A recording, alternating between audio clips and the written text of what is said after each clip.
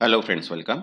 आज हम यहाँ पे IBPS RRB 2025 scale 1 scale 2 scale 3 के लिए जो financial and banking awareness common topic, ठीक है, सभी एग्जाम्स के लिए, उसके लिए आज हम चैप्टर 3 कवर कर रहे हैं जो है बैंकिंग रेगुलेशन एक्ट 1949। ठीक है, इसके सभी जो है अपन जितने भी यूनिट्स है वो सभी कवर करने वाले हैं, उसके की पॉइंट्स एंड एमसीक्यूज के साथ। इसके पहले अपन ने ऑलरेडी 2 चैप्टर्स जो है वो कवर कर चुके हैं। जिन्होंने अभी तक वो वीडियोस नहीं देखे, प्लेलिस्ट में आपको सभी वीडियोस मिल जाएंगे और प्लेलिस्ट को अपने पास सेव भी कर लीजिएगा, क्योंकि ये जो सीरीज है ये टिल एग्जाम मतलब 28 दिसंबर तक ये सीरीज जो है वो कंटिन्यू स्टार्ट रहेंगे, जिसमें अपन कुछ इंपॉर्टेंट एंड एक्सपेक्टेड क्वेश्चंस भी सॉल्व करने हैं। इसलिए चैनल को सब्सक्राइब करके रखिए और वीडियो को एक लाइक कर दीजिए। ठीक है, तो बैंकिंग रेगुलेशन एक्ट 1949 में आज का फर्स्ट यूनिट जो है वो है यूनिट 1, इंट्रोडक्शन एंड ओवरव्यू। तो सबसे पहले अपन यहाँ पे बैंकिंग रेगुलेशन एक्ट 1949 है क्या, उसके बारे में क्या क्या की पॉइंट्स है, एंड देन उसके बाद कुछ एमसीक्यूज भी अपन उसके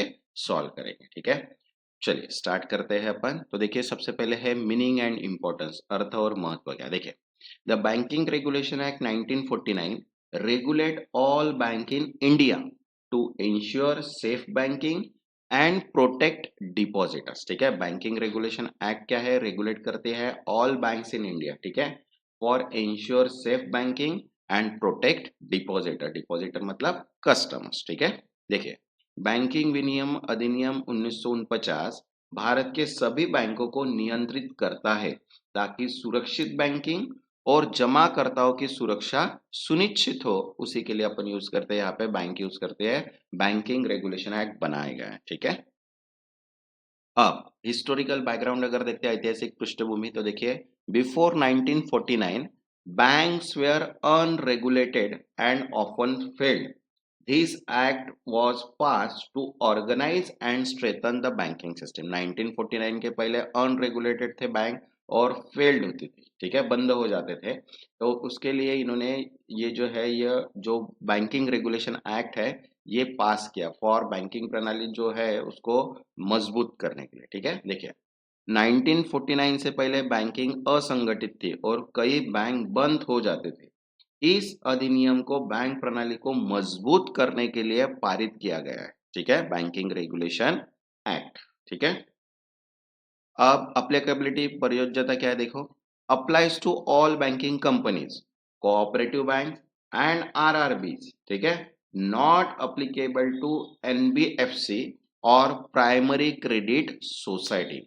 ठीक है, एनबीएफसी और प्राइमरी क्रेडिट सोसाइटी को यह अप्लीकेबल नहीं होता है, लेकिन जो भी बैंकिंग कंपनीज है, कोऑपरेटिव बैंक्स है एंड आरआरबी, उनके लिए यह अप्लीकेबल है।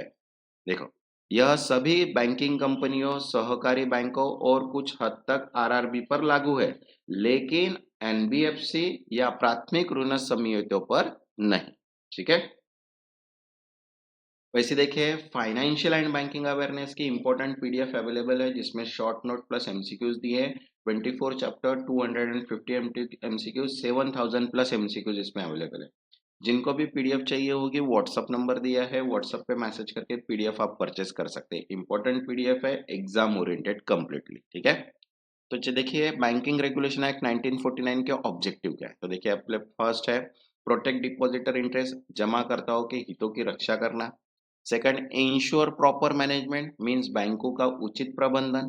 थर्ड, मेंटेन पब्लिक कॉन्फिडेंस, जनता और विश्वास बनाए रखना। And fourth, develop a sound banking system, सुदृढ़ बैंकिंग प्रणाली का विकास। तो चार मेन ऑब्जेक्टिव्स है बैंकिंग रेगुलेशन एक्ट 1949 के। ठीक है, अब की डेफिनेशन देखते हैं कुछ। ठीक है, जैसे बैंकिंग है तो बैंकिंग मतलब क्या है, एक्सेप्टिंग डिपॉजिट फॉर लेंडिंग और इन्वेस्टमेंट, ऋण या निवेश हेतु जमा स्वीकार करना, यह है banking. Second, demand liability. Demand liability मतलब क्या, payable on demand, that is current account, मांग पर देय जैसे कि चालू खाता। Then time liability, payable after fix time, that is FD, निश्चित समय के बाद देय जैसे सावधि जमा। And secured loan, loan with collateral और सिक्योरिटी, संपार्श्विक या सुरक्षा के बदले दिया गया ऋण। ठीक है, उसको बोलते हैं अपन secured loan.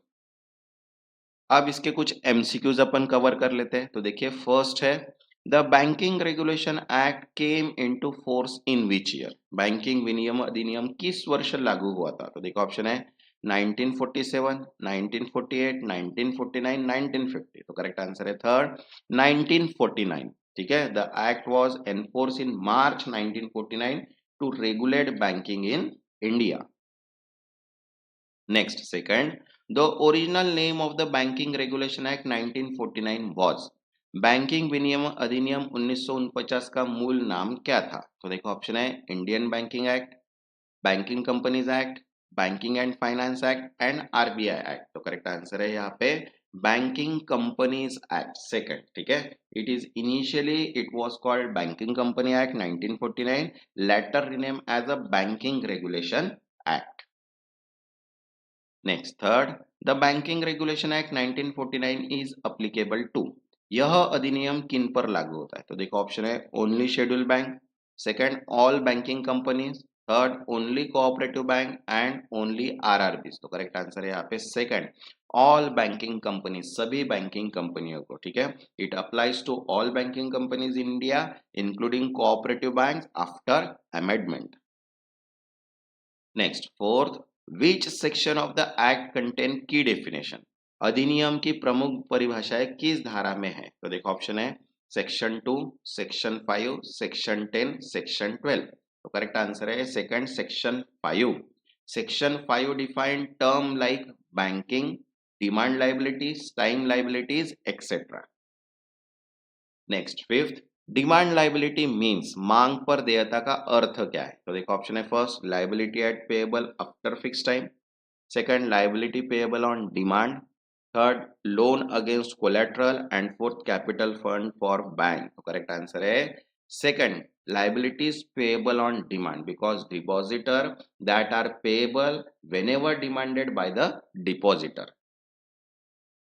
Next sixth, secured loan is, सुरक्षित ऋण क्या है? तो देखो ऑप्शन है first loan without any collateral, second loan back by collateral, third loan given to share holders only and fourth short term deposit. तो करेक्ट आंसर है second loan back by collateral, loan which is back by security और collateral.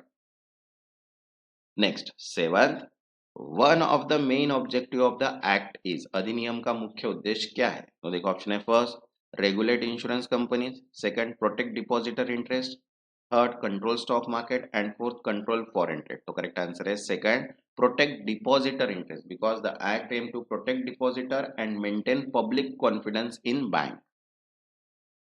Next eight, which bank are not covered under the act. किन बैंकों का पर यह अधिनियम लागू नहीं है? देखो option first commercial bank, second primary agriculture credit society, third cooperative bank and fourth RRB. तो करेक्ट आंसर है second primary agriculture credit society because primary agriculture credit society are outside the preview of this act. वैसे देखिए computer awareness के लिए भी PDF available है, short note plus MCQs है जिसमें 1300 प्लस एमसीक्यूज कवर किए हैं। जिनको भी पीडीएफ चाहिए होगा व्हाट्सएप नंबर दिया है, व्हाट्सएप पे मैसेज करके पीडीएफ आप परचेस कर सकते हैं।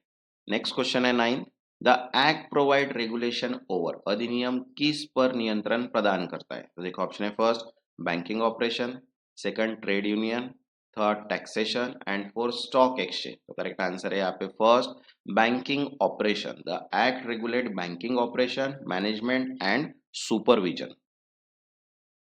Next 10th, time liability include, समय पर देयता में क्या आता है? तो देखो ऑप्शन है first current account depositor, second saving deposit, third fix deposit and fourth loan given by bank. तो करेक्ट आंसर है यहाँ पे third fix deposit, liabilities payable after a fix period that is FD. वैसे देखिए computer awareness, agriculture, accountant, financial banking awareness, information technology, marketing and one more treasury manager की भी PDF available है। जिनको भी पीडीएफ चाहिए होगी व्हाट्सएप नंबर दिया है, व्हाट्सएप पे मैसेज करके पीडीएफ आप परचेस कर सकते हैं। जिन्होंने अभी तक चैनल को सब्सक्राइब नहीं किया वो चैनल को सब्सक्राइब कर लो ताकि नोटिफिकेशन थ्रू सभी वीडियोज आपको मिल जाए। तब तक के लिए धन्यवाद।